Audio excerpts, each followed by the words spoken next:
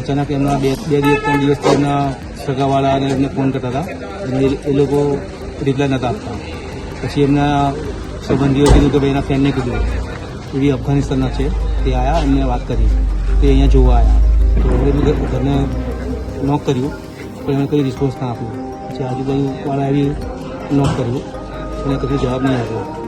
તો આમ અડધો કલાક સુધી એમના ભાઈઓને વેઇટ કરી પછી એમને મને ફોન કર્યો તો હું અહીંયા આવ્યો. તો મેં બી એમને નોક કર્યો અને બૂમો પાડી.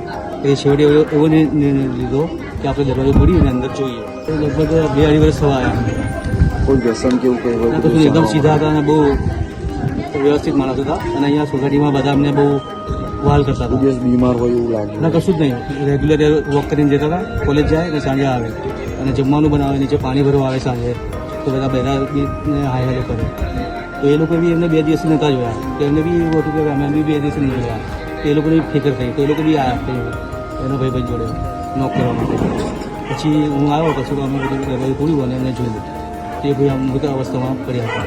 પોલીસને જાણ કરી? હા, પછી તૈયારીમાં ફોન કરીને પોલીસને જાણ કરી અને પછી એમ્બ્યુલન્સ 108 પર બી ફોન કર્યો અને એમને બી જાણ કરી અને પછી હકીકત એમને જણાવી.